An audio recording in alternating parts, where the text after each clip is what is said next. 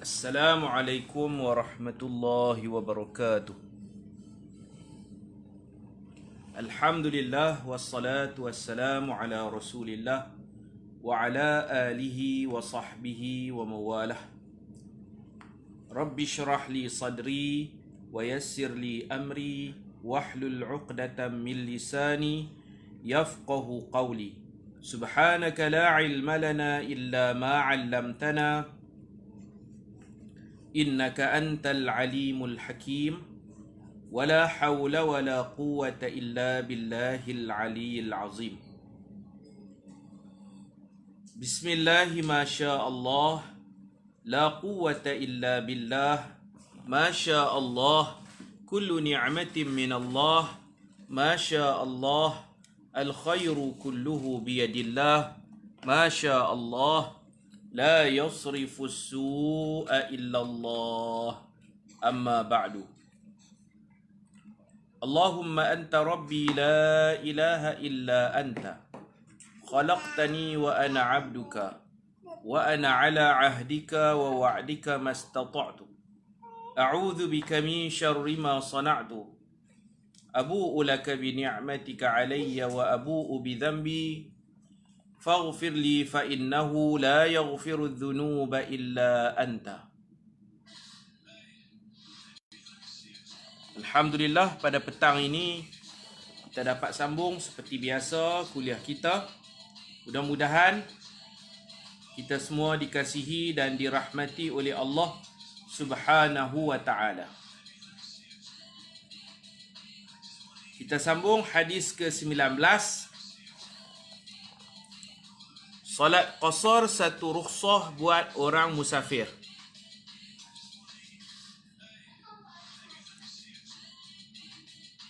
عن يعلى بن أمية رضي الله عنه قال قلت لعمر ابن الخطاب رضي الله عنه ليس عليكم جناح أن تقصروا من الصلاة إن خفتم أن يفتنكم الذين كفروا فقد أمن الناس فقال عجبت مما عجبت منه فسألت رسول الله صلى الله عليه وسلم عن ذلك فقال صدقة تصدق الله بها عليكم فاقبلوا صدقته رواه مسلم برقم 686. Hadis sahih riwayat Imam Muslim, nombor hadis 686.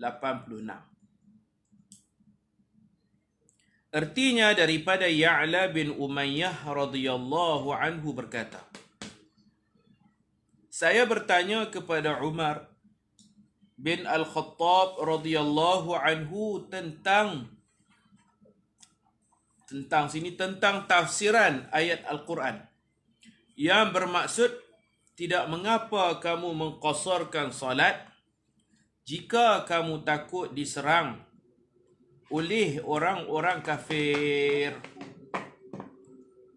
Ayat tentang qasar salat. Salat 4 rakaat dipendekkan jadi 2 rakaat.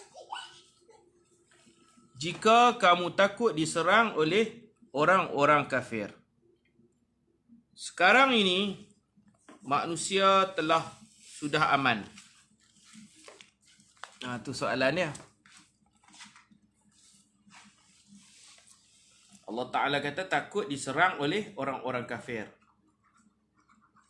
Sekarang ini manusia sudah aman. Bolehkah solat qasar lagi? Umar berkata, aku juga dahulu merasa pelik seperti kamu juga.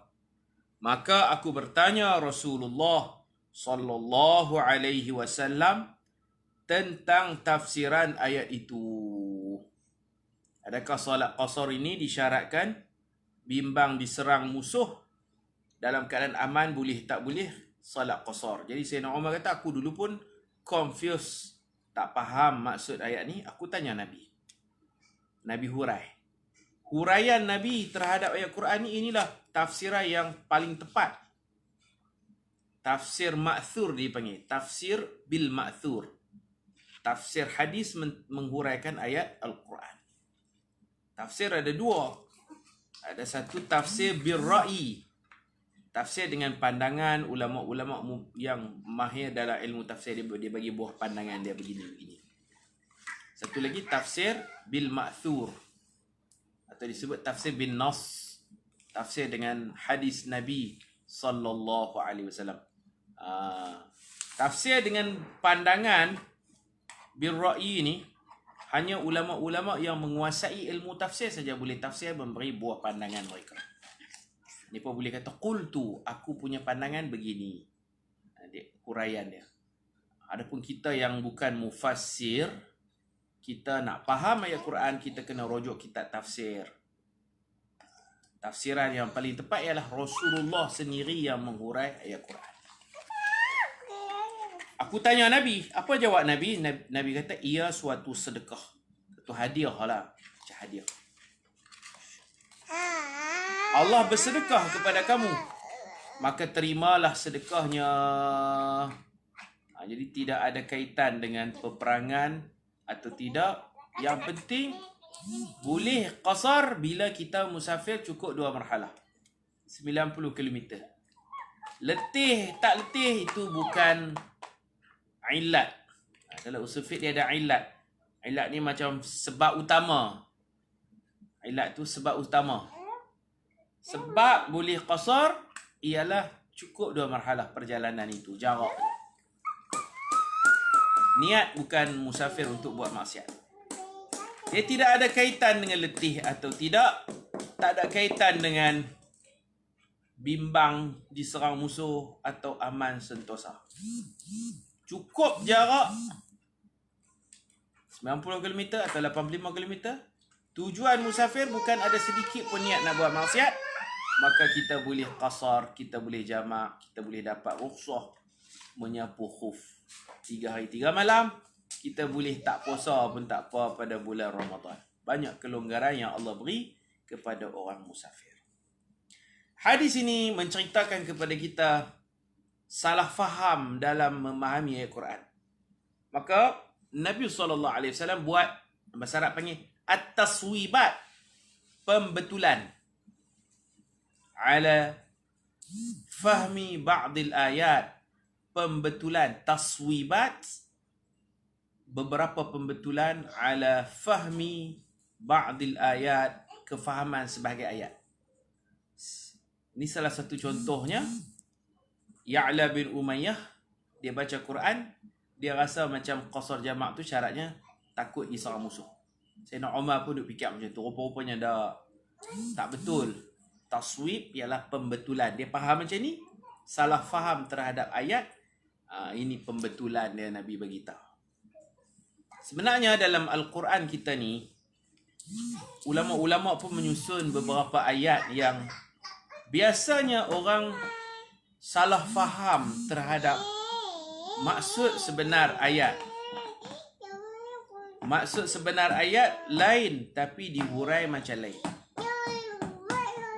Sebab tu kita kena mengaji tafsir, mengaji berkitab. Kita kena mengaji berkitab. Antaranya ayat al-fitnatu asyaddu minal qatl. Tentu tuan-tuan dan puan-puan pun biasa dengar ayat ni. Ayat ni termasuk dalam tajuk taswibat, perlu diperbetulkan fahaman ayat. Al-fitnatu asyaddu minal qatl. Selalu kalau orang tuduh kita, kalau kita duduk di asrama sekolah menengah, orang tuduh kita. Kita kata jangan duduk fitnah lah. Fitnah itu dosanya lebih besar dari membunuh. Kita pun petik ayat ni lah. Al-fitnatu asyaddu minal qatl. Fitnah dosanya lebih besar pada membunuh. Zahirnya macam itulah terjemah harfiahnya. Fitnah lebih besar dari membunuh. Tapi kalau kita rujuk kitab tafsir, fitnah ni dia ada banyak makna. Adakah fitnah tu makna tuduh? Menuduh orang tanpa bukti, serkap jarang, dosanya lebih besar daripada membunuh. Fitnah tu maksud fitnah hak Melayu duk faham ke? Tak. ayat itu Allah cerita tentang duk sekat orang daripada masuk ke dalam Masjidil Haram. Orang-orang wasaddun an sabilillah, orang-orang yang kerja dia nak sekat aktiviti keagamaan. Kalau sekarang ni kerana COVID mungkin boleh kita terima lah. Orang nak buat ceramah, dia kacau. Orang nak buat sembahyang jemaah, dia kacau. Macam Abu Jahal. Wa ikhraju ahlihi, halau keluar orang Islam, usir. Wasaddun an sabilillah, sekat program-program keagamaan. Jalan-jalan Allah, dia cuba sekat. Dia sabotaj. Yang ni lah maksudnya fitnah lebih besar daripada dosa membunuh, iaitu reja duk sekat aktiviti keagamaan, kedengki, hati busuk. Orang buat ceramah, dia report kat polis. Dia buat macam-macam, dia ganggu. Fitnah ni maksudnya sekat agama Allah. Nak padam agama Allah. Perangai buruk macam tu lebih teruk pada bunuh orang. Tu makna fitnah berdasarkan tafsiran ayat tu. Bukan bukan tuduh orang. Hang curi duit aku ah. Dah tak curi. Hang curi kan? Jangan fitnah. Al-fitnah tu asyad keluar tu dalil tu. Tu selalu orang kita duk guna. Salah tu. Tak tepat. Fitnah memang dosa. Tapi ayat tu bukan maksud fitnah kita duk faham tu. Faham tak? Lagi ayat Quran. La tulqu biaidikum ila tahlukah. Jangan campakkan dirimu kepada kebinasaan. Selalu orang guna naik motor tak pakai helmet. Ayat dia apa? Ayat Quran pun keluar lah. Bahkan ada di signboard masjid. Dulu ada projek buat signboard dalam pekarangan masjid. Ayat tu diterjemah. Jangan mencampakkan dirimu ke lembah kebinasaan. Lepas tu pakai topi keleda, pakai helmet. Jangan campak kepada kebinasaan. Lampu kena menyala, lampu motor. Kalau tak menyala, jangan campak kepada kebinasaan. Mereka faham ayat tu dengan maksud jangan memudaratkan diri sendiri dan orang ramai. Patutnya buat guna hadis Nabi, la darara wa la dirar. Jangan mudarat diri sendiri, jangan mudarat orang lain. Tu baru kena. Kerana ayat la tulqu bi aidikum ila tahlukah, Allah Ta'ala berbicara tentang orang yang penakut. Nabi ajak pergi perang, dia tak mau, dia bacul, dia takut. Dia ingat dia duduk di rumah, dia selamat. Tetapi bagi Allah, orang yang penakut ini, dia sebenarnya telah mencampakkan dirinya dalam kebinasaan api neraka. Dia tak mau keluar berperang bersama Rasulullah SAW. Dah lah tak mau pergi perang, kedekut pula. Nabi suruh infak, dia tak mau derma infak. Derma jihad, dia tak bagi. Orang minta tenaga dia tak bagi tenaga. Dia nak duduk di rumah, nak senang dengan anak isteri. Dia kata kalau pergi perang, nanti kena bunuh, nanti luka, nanti sakit.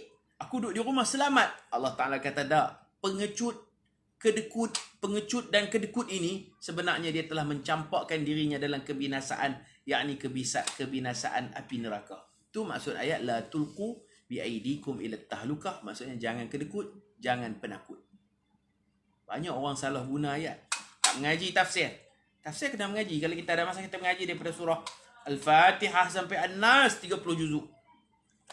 Kita tengok maksud ayat. Jangan salah guna ayat. Jangan salah guna ayat. Kerana Allah Ta'ala sebut melalui lisan Nabi Muhammad sallallahu alaihi wasallam, man fassara al-Quran bi ra'yihi falyatabawwa maq'adahu minan nar. Siapa hurai ayat Quran guna kepala otak dia sendiri. Dia bukan ulama tafsir pun. Dia baca, dia terjemah, dia terus hurai ikut kefahaman dia, tak ikut kefahaman yang ada dalam kitab. Man fassara al-Quran bi ra'yihi, siapa tafsir Quran guna kepala otak dia sendiri, falyatabawwa maq'adahu minan nar, maka sebenarnya dia telah booking satu tempat dalam neraka. Tuan-tuan ingat mudah. Banyak. Kalau kita mengaji, kita tengok orang tafsir ni, Allah, dia pandai cakap, dia goreng sana, goreng sini. Lari tu, lari. Anak panah patut ke sini, dia kena kot ni, dia kena kot ni. Allahu Akbar. Bukan kita tak bagi orang jadi pendakwah. Boleh. Tapi kalamullah perlu kita buka kitab. Perlu kita hati-hati. Bukan kita hurai ikut kefahaman kita sendiri. Boleh faham tak? Satu lagi ayat. Saya cari ayat yang popular je petang ni. Ayat yang mungkin tuan-tuan bisa dengar. Ayat. Wabtari fima atakallahu daral akhirah. Wala tansa nasibaka minad dunya.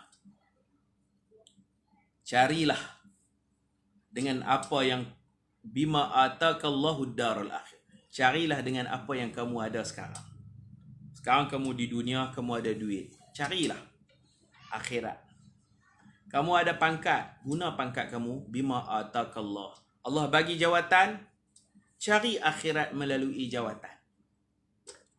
Gunakan kuasa untuk dapat akhirat. Gunakan pengaruh untuk dapat akhirat. Gunakan harta untuk dapat akhirat. Gunakan anak-anak kita untuk dapat akhirat. Allah suruh tu. Cari akhirat dengan apa yang Allah anugerahkan kepada kamu sekarang. Kamu ada apa sekarang? Ada duit. Cari akhirat dengan duit. Kamu ada jawatan. Cari akhirat dengan jawatan. Kemudian Allah larang. Wala tansa nasibaka minad dunya. Jangan kamu lupa bahagianmu daripada dunia. Cari akhirat dengan apa yang kamu ada sekarang. Dan jangan kamu lupa bahagianmu daripada dunia. Selalu orang tafsir ke mana? Ayat ni? Kalau jenis baca kitab, tak apa, selamat. Jenis hurai sendiri. Apa yang akan dihurai? Carilah akhirat dengan apa yang ada dekat kamu. Okey, cari akhirat. Jangan lupa bahagianmu daripada dunia. Selalu orang hurai, balance, keseimbangan. Betul tak? Cari akhirat, jangan sampai lupa dunia. Ada orang hurai gitu. Cari akhirat, menuntut ilmu agama, jangan sampai tak mengaji akademik, jangan sampai lupa macam tu pula. Selalu orang hurai macam tu. Mengapa saya tak boleh tengok live ni? Ustaz Anas Abbas. Tuan-tuan yang lain boleh dengar suara saya clear tak?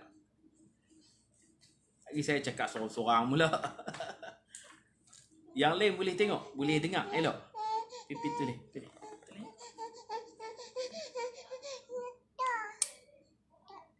Bismillah. Yang lain okey nah. Tuan-tuan dengar elok ayat ni.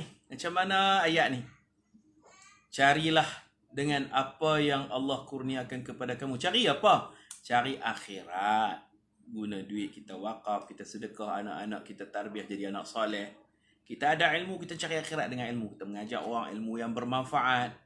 Kalau kita jadi menteri, kita guna jawatan kita amanah, kita jadi imamun adil, dapat akhirat. Bahagia di akhirat. Okey, cari. Wala tansa nasibaka minad dunya, jangan lupa bahagianmu daripada dunia. Selalu orang kata keseimbangan. Jangan mengaji agama sampai tak mengaji akademik. Kena seimbang. Kita pulun akhirat, dalam masa yang sama jangan lupa dunia. Adakah itu maksud ayat? Cuba pegang Quran, buka tafsir. Latar belakang ayat ni Allah Ta'ala cerita tentang Qarun. Qarun ni dia kaya. Akhirnya dia mati ditelan bumi. Khasafna bihi wa bidalrihil ard. Kami telan dia dengan komplek pentadbirannya, semua ditelan ke dalam bumi. Qarun, nasib malang. Ayat ni dia punya khitab, 7 ayat ini kepada orang kaya, orang berjawatan. Guna jawatan, guna duit ringgit untuk dapat akhirat. Jangan kamu lupa, wahai orang kaya macam Fir'aun. Ayat ni sababun nuzulnya kepada Fir'aun. Tetapi kita boleh pakai dalam bentuk umum. Siapa-siapa saja. Tolong ambil pengajaran, jangan jadi macam Fir'aun. Guna harta kekayaan untuk dapat akhirat. Jangan kamu lupa bahagianmu daripada dunia. Maksudnya, kaya kamu pun yang kamu lupa, nanti kamu nak masuk kubur hanya 3 helai kain kapan. Jangan lupa. Jangan kamu lupa bahagianmu daripada dunia. Kamu kena ingat, sekarang kamu kaya. Kalau kamu tak guna kekayaan kamu untuk infak, untuk bahagia di akhirat, jangan lupa, don't forget, mati kamu, bahagianmu daripada dunia hanya 3 helai kain kapan. Wala tansa nasibaka minad dunya. Jangan lupa, rumah kamu hanyalah keranda. Tanah kamu hanya berapa kaki sahaja. La tansa, jangan lupa. Ayat ini tuju kepada orang kaya yang lupa diri. Tak perlu kita guna ayat ni. Jangan. Kita pula duk pergi jangan cari akhirat sampai lupa dunia. Quran, jangan lupa dunia tu. Jangan lupa bahagian hak nak bawa dalam kubur. Itu maksud ayat. Adapun keseimbangan tu kita boleh guna dalil lain. Banyak lagi dalil lain. Rabbana atina fid dunya hasanah. Ya Allah, kurniakan kami kebahagiaan di dunia. Wa fil akhirati hasanah. Akhirat pun nak bahagia. Dan manusia, kalau dia cari akhirat, dunia tu akan datang. Tak perlu kita nasihat kepada orang cari akhirat. Jangan duk cari akhirat je dunia ni. Dunia ni automatik akan bersimpuh, duduk, melutut, menjadi hamba kepada orang yang cari akhirat. Tok guru kata kita cari akhirat, dunia dapat free. Tapi Allah nak apa? Allah nak nasihat orang yang gila dunia. Duk gila dunia, tak cari akhirat. Hang jangan lupa, hang mati nanti 3 lain kain kapannya. Ahli akhirat tak perlu diingatkan tentang dunia. Dia akan cari dunia sebab dia duduk dunia. Dia nak makan. Dia tak akan cari akhirat saja. Dunia pun ma'isyah. Dia nak hidup. Dia nak makan. Dia ada ikhtiar dia. Orang duduk semayang, kita tak perlu nasihat. Hang jangan semayang je. Hang kena cari makan. Dia makan. Bukan semayang je. Dia mesti makan punya. Tapi Allah nak tumpu orang yang duduk gila dunia, mabuk dunia. Orang macam ni kita kena peringat. Jangan lupa. Bahagianmu daripada dunia ni 3 lain kain kapan je. Masuk kubur tak bawa kereta, tak bawa van, tak bawa istana. Kain kapan 3 lai, keranda. La tansa, jangan lupa tu. Sebab ayat ni nak suruh mereka insaf. Tapi kita pergi kono kot lain. Bila kita berforum, kita berceramah, kita kata kita jangan duk mengaji fardu ain saja, kita kena mengaji juga ilmu dunia. Betul lah. Pergi guna ayat tu, pergi hurai kot tu, tak betul. Faham tak maksud saya? Ada banyak lagi ayat-ayat lain untuk keseimbangan dunia akhirat. Ilmu agama mengaji, ilmu akademik mengaji, banyak lagi dalil-dalil lain. Pasal apa guna dalil ni? Dalil ni Allah tempelak Firaun dan orang yang seperti Firaun. Lupa akhirat. Dapat dunia, lupa akhirat. Jadi Allah kata, cari akhirat dengan apa yang kamu ada sekarang. Jangan lupa bahagianmu daripada dunia, yakni kain kapan 3 lai, kain keranda, liang lahat. Jangan lupa tu. Ingat mati maksudnya. La tansa nasibaka minad dunya. Yakni ingat-ingatlah mati sama. Dapat tak apa yang saya cerita? Banyak orang dia hurai cara yang salah. Tak mengikut konteks asal ayat. Ayat tu nak kempen suruh infak. Bila dia main bentuk keseimbangan, orang yang nak infak tu pun dia tak infak banyak. Dia kata kita kena ingat dunia sama. Jangan ingat akhirat aja, dunia pun kena ingat juga. Dia pergi kona kot lain pula dah. Jadi agama ni bukan sekadar boleh bercakap, pandai goreng, pandai berpidato, petah berbicara. Tak betul. Cakap pandai, hurai kot lain. Itu masalahnya. Kita tak tahu kehendak Allah tu, kita tak tahu. Tapi berdasarkan kitab tafsir, latar belakang ayat tu cerita ketamakan Firaun. Orang gila dunia, kita kena peringat dia. Jangan lupa bahagianmu daripada dunia. Jangan lupa macam mana? Lupa tu kain kapan, keranda. Hak tu yang kita nak kena peringat ni apa? Orang macam Qarun, orang macam Firaun. Kita tak perlu kata kat dia, ambil dunia, cari akhirat, tapi seimbang. Dunia pun kena ingat, jangan tinggal dunia dah. Dia makna lain. Ayat tu berbicara orang yang mabuk dunia perlu diingatkan kematian kepada dia. Itu.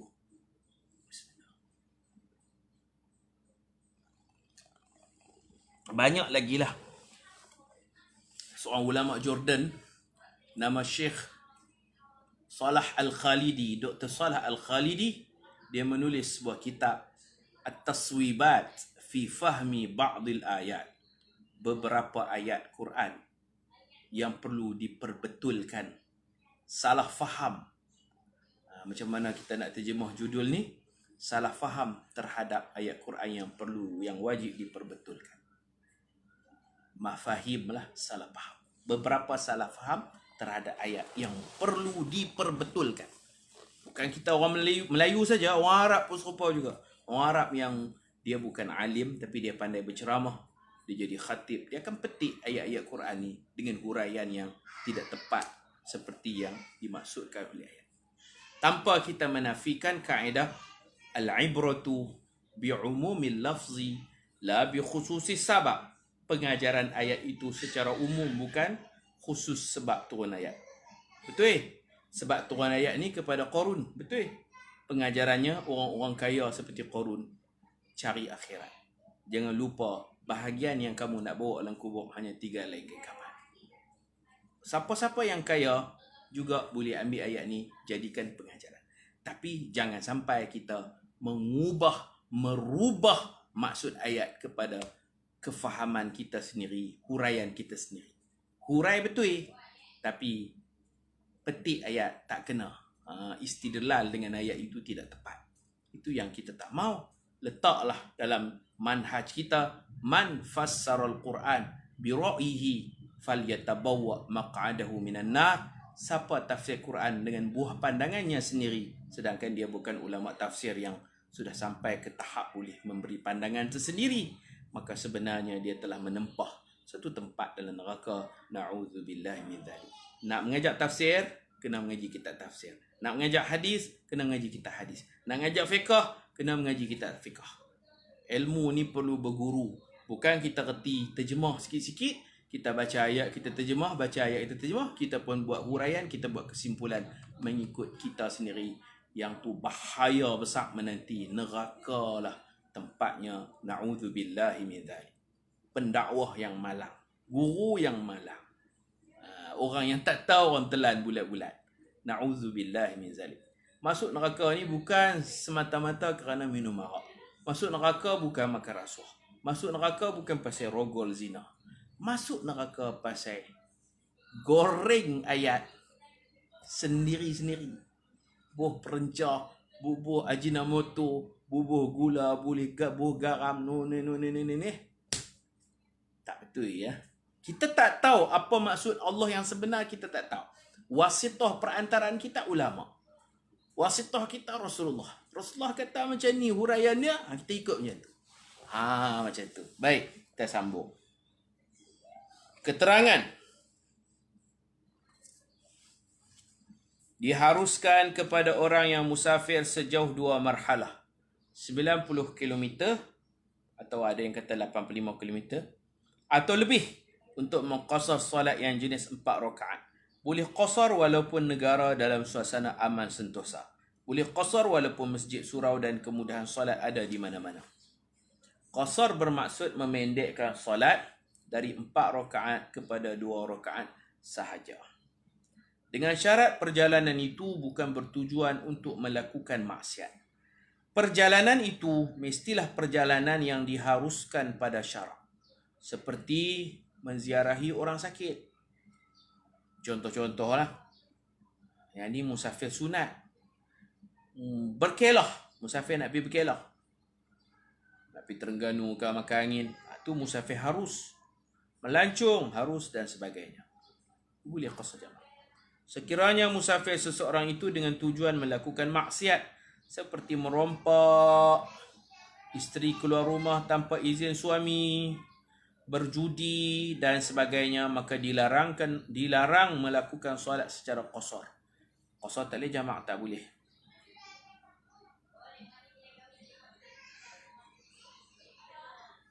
Maka dilarang melakukan solat secara qasar. Mereka mestilah solat secara sempurna, tamam, kerana rukhsah yang merupakan keringanan hukum tidak diberikan kepada orang yang bertujuan melakukan maksiat. Dalam kaedah fiqh disebutkan ar-rukhsatu la tunatu bil ma'asi. Tak terjemah ni, no? Ar-rukhsatu artinya rukhsah, kelonggaran hukum. Rukhsah la tunatu, tidak berkaitan, bil ma'asi, dengan sebarang maksiat. Kelonggaran hukum tiada kaitan dengan maksiat. Itu maksudnya. Allah tak akan bagi kelonggaran hukum kalau orang musafir tu tujuan nak buat maksiat. Bagi orang yang hendak mengqasar solat, perlu diingatkan bahawa mereka tidak boleh berimamkan dengan orang yang solat tamam. Kalau ni pas sembahyang dengan imam tamam, mereka berjamaah dengan imam yang sembahyang 4 rakaat, mereka wajib sembahyang 4 rakaat. Tak boleh buat qasar. Melainkan di RNR, kita baca dah dulu dalam kitab Tanwir Masalik, di RNR sekiranya kita yakin imam itu musafir. Cuma kita tak pasti dia niat qasar ke dia niat tamam. Qasar makna pendek, tamam makna 4 rakaat. Dia dah jadi imam. Kita nak ikut dia, kita tak pasti dia niat 2 ke 4. Tapi dia musafir lah. Macam tadi kita sempat sembang dengan dia kata dia nak pergi Pahang. Kita berhenti di Gurun, dia kata dia nak pergi Pahang. Mana dia memang musafir. Cuma niat dia kita tak tahu dia niat 2 ke 4. Kita boleh ikut dia. Kita semayang niat ta'liq. Aku semayang, contohnya zuhur. Aku semayang fardu zuhur, ta'liq, mengikut rakaat imam. Aku semayang fardu zuhur, ikut rakaat imam.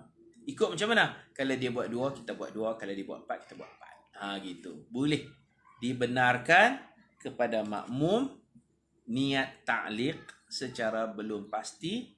Jika imam qasar, aku qasar. Jika imam tamam, aku tamam.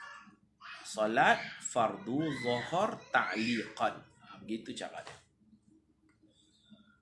Dengan syarat imam tu kita yakin pasti imam musafir seperti kita, cuma kita meragui bilangan rakaat yang imam niatkan.